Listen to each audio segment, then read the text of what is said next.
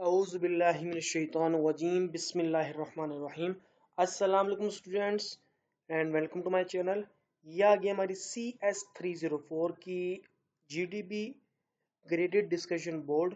इसकी जो open date है वो है 15 मई है, मतलब आपकी जो GDB है वो 15 मई वाले दिन ओपन हो जाएगी और 16 मई तब 2 दिन तक आपकी GDB ओपन होगी। आप इसको 2 दिन के अंदर कभी भी सबमिट करवा सकते हैं, तो काइंडली टाइम पे सबमिट करवा दीजिएगा।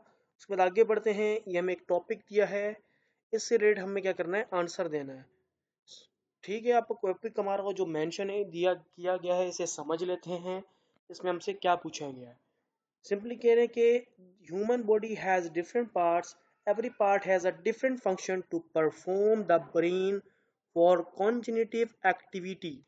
कह रहे हैं ह्यूमन बॉडी के डिफरेंट पार्ट्स होते हैं, हर डिफरेंट पार्ट का जो फंक्शन होता है वो जो परफॉर्म होता है ब्रेन की एक्टिविटी के थ्रू होता है। जैसे कि लंग्स जो ब्रीथ कर रहे हैं, हार्ट जो है वो ब्लड फ्लो कर रहा है, ये तमाम काम जो होते हैं आपके ब्रेन के थ्रू कंट्रोल हो रहे होते हैं। ठीक है, कह रहे हैं लेट्स सपोज, कह रहे तस्वुर करें एक हॉस्पिटल है ABC जो ऑफर करता है डिफरेंट सर्विसेज को, मुख्तलिफ यानी कि सर्विस ऑफर करता है जिसके अंदर पेशेंट जो हैं वो normal day to day checkup के लिए आते हैं, डायग्नोस करते हैं, ट्रीटमेंट्स अपने करवाते हैं। हॉस्पिटल जो है वो उन्हें ऑफर करता है फैसिलिटीज, सर्जरी, रिप्लेसमेंट की, और सर्टेन बॉडी पार्ट जो होते हैं वो एक्सीडेंट इंजरीज में जो चले आते हैं, जैसे कि हार्ट, किडनी और लीवर ट्रांसप्लांट फैसिलिटीज वो उनको प्रोवाइड करता है हॉस्पिटल के अंदर। ठीक है, आगे कह रहे हैं binding is an important feature. कह रहे बाइंडिंग जो है वो एक इम्पॉर्टेंट फीचर है ऑब्जेक्ट ओरिएंटेड प्रोग्रामिंग के अंदर, जिसे कहते हैं OOP, ऊप। ठीक है, कह रहे हैं एक बाइंडिंग जो इम्पोर्टेंट फीचर है ऑब्जेक्ट ओरिएंटेड प्रोग्रामिंग का। सपोज करें कि आप प्रोग्रामर है और आपको अब जो सिनेरियो दिया गया है उसका कोड जो है आपने ऑपरेशंस के लिए बनाना है। You are given the above scenario to code the above operation. आपने ऊपर जो ऑपरेशन जो हो रहा है, मतलब सिंपली हॉस्पिटल जो है वो बॉडीज के पार्ट्स को ट्रांसप्लांट करता है। ठीक है, अब फिर उसका आपने कोड बनाना है। क्या बनाना है आप आगे समझते हैं, एक सेकेंड। कह रहे for this you have a choice to implement by using static binding और slash and dynamic binding। कि आपको क्या लगता है ऊपर जो आपको सिनेरियो दिया उसके मुताबिक आपको कौन सी बाइंडिंग यहाँ पर यूज करनी चाहिए, कौन सी बाइंडिंग इंप्लीमेंट करनी चाहिए, स्टेटिक या dynamic. Can support your answer with solid points. मतलब आपने इसका आंसर दे रहा है कुछ सॉलिड रीजन देते हुए कि आप में से कौन सी चॉइस करनी चाहिए, डायनेमिक या स्टेटिक। आपने इसको वैलिड पॉइंट, कुछ सॉलिड पॉइंट्स आपने इसको प्रूव करना है। तो सिंपली सॉल्यूशन की तरफ चलते हैं। या गया सॉल्यूशन। तो सॉल्यूशन में मैंने क्या मेंशन किया, अच्छा मैं एक आगे बढ़ने से पहले एक चीज आपको बता दूं। सॉल्यूशन मैंने जो है काफी लेंदी है थोड़ा, लेकिन आपके जो टोटल मार्क्स वो है आई थिंक अब मेंशन है नहीं, आई थिंक 5 है। ठीक है, आई थिंक कंफर्म 5 है। तो काइंडली इतना लंबा आंसर लिखने की जरूरत नहीं है। जब आपके पास नंबर जब जब दिए होते हैं ना, मैक्सिमम 5 to 10 मार्क्स की GDP आती है। जब आपका 5 मार्क्स की GDP है तो आप इसको थोड़ा प्रिसाइज करिए करें, मतलब स्मॉल यानी कि छोटा, आंसर को टू द पॉइंट छोटा लिखा करें। अब यहाँ पर मैंने 5 पॉइंट्स मेंशन किए, तो आप एक काम कीजिएगा 3 पॉइंट्स मेंशन कर दीजिएगा, तो आपको इंशाल्लाह जरूर पूरे मार्क्स मिलेंगे तब भी। ठीक है, अब आगे हम समझ लेते हैं हमने आंसर में क्या लिखा है। हमने कहा एज अ प्रोग्रामर, मैं जो प्रोग्रामर हूँ मैं रिकमेंड करूंगा, I would recommend using dynamic binding to implement the operations at hospital ABC। Here's why.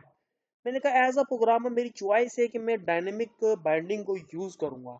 अब क्यों यूज करूंगा हॉस्पिटल में इस बाइंडिंग को, तो मैंने नीचे रीजन दिया है। पहला रीजन दिया फ्लेक्सिबिलिटी। डायनेमिक बाइंडिंग के वो अलाउ करती है फ्लेक्सिबिलिटी कोडिंग के अंदर, और उसके मेथड जो होते हैं वो ओवर रेडिन होते हैं और रन टाइम देते हैं। ये क्रूशियल हॉस्पिटल सेटिंग है जिसके अंदर प्रोसीजर और ट्रीटमेंट्स चेंज होते रहेंगे फ्रिक्वेंटली तौर पे। ये एक रीजन हो गया। सेकंड है एक्सटेंसिबिलिटी। हमने कहा डायनामिक बाइंडिंग जो है वो न्यू सर्विस और फैसिलिटीज को ऐड कर पाएगी इजीली तौर पे, और मॉडिफाई कर पाएगी एग्जिस्टिंग कोड को। और ये एक आइडियल हॉस्पिटल है जो ऑफर कर रहा है रेंज सर्विसेज को, इंक्लूडिंग ट्रांसप्लांट और सर्जरीज को। नेक्स्ट पॉइंट हमें क्या, पॉलीमॉर्फिज्म। हमने कहा डायनामिक बाइंडिंग जो है वो एनेबल करती है पॉलीमॉर्फिज्म को, जो अलाउ करती है ऑब्जेक्ट को डिफरेंट क्लासेस को ट्रीट करना।